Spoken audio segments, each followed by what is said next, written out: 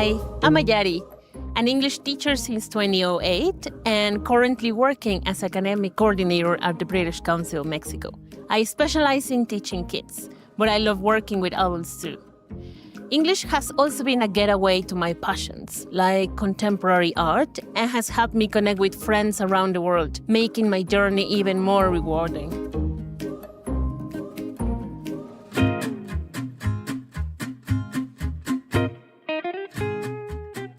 Has English ever helped you make friends?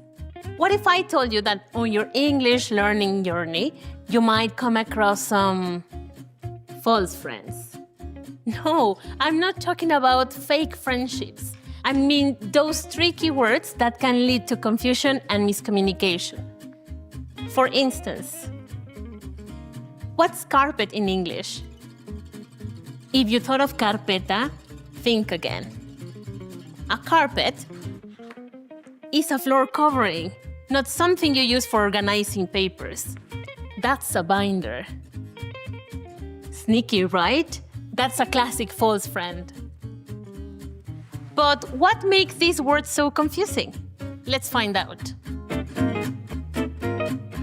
Can you think of words that are similar in English and Spanish? Perhaps you thought of important, hospital, intelligent,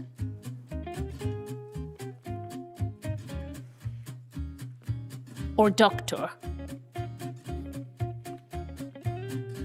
We call them cognates because they are broadly similar in terms of pronunciation, spelling, and meaning. These are usually easy to learn because they build a bridge between English and your first language, let's say Spanish, immediately boosting your vocabulary and comprehension. Did you know there is also something called false cognates? Yeah, you're right. False friends. They are called this way because they look and sound alike, but they actually have different meanings. This happens because many English and Spanish words have Latin roots. However, over time, these words evolve differently in each language due to cultural, historical, and contextual changes. Some common examples are library and librería.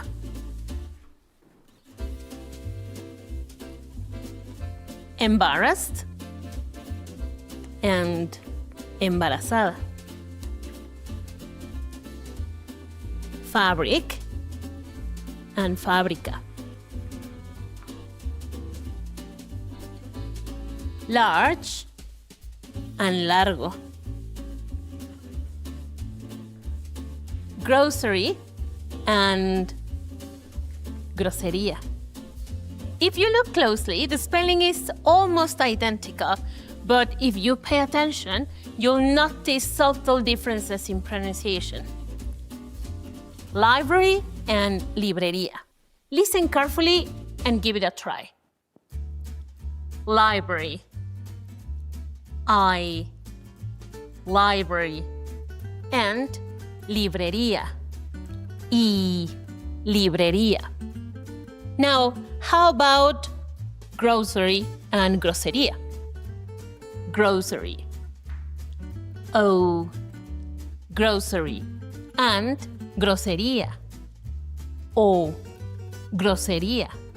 Well done. Let's see how much you've learned. What's a false friend? A word that sounds the same in two languages and has the same meaning. A word that looks similar in two languages but has different meanings. Or a friend that's failed you. Of course, a word that looks similar in two languages but has different meanings. And why false cognates can be tricky for language learners? Because they are spelled exactly the same in both languages. They always have difficult pronunciation. Or they are used differently even though they look and sound alike. Exactly. They are used differently even though they look or sound alike. Look at these pairs of words. Choose one. What's their true meaning? Sympathy and simpatía. Actually and actualmente. Constipated and constipado. At the end of the class, I'll reveal the answers. There's another thing you should know. False friends are indeed confusing for learners, but if used incorrectly in real-life conversations, they can also confuse the person you are talking to. Let's look at some fun examples. She's 2 months embarrassed and takes several snaps a day. Or, she's 2 months pregnant and takes several naps a day. Which is right, A or B?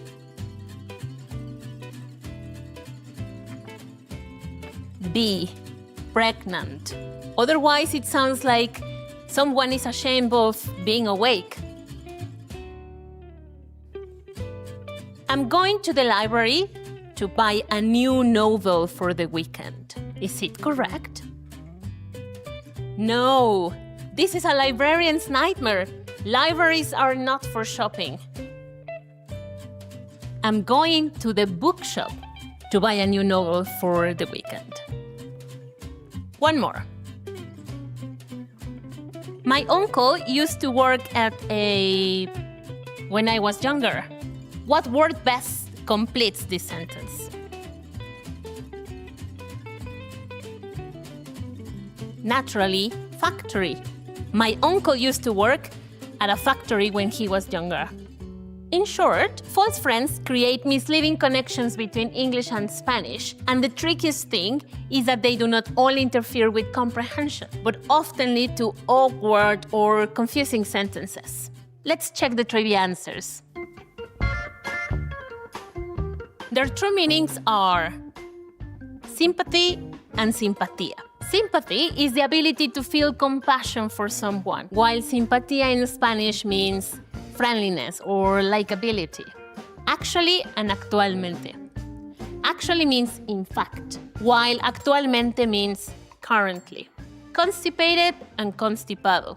Constipated refers to difficulty with bowel functions, while constipado in Spanish means having a cold or stuffy nose. This is by far one of the most hilarious examples. Look at this. My kids are constipated, so they are staying home with tea and a blanket.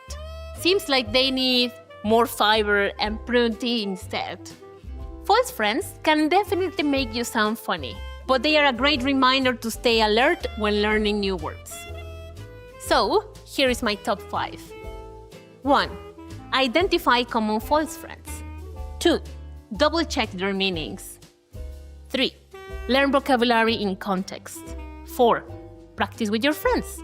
You can challenge them by sharing this video and testing how many false friends they know. And 5. Don't forget to visit this website for further information about our English courses. Hope to see you there soon. Bye!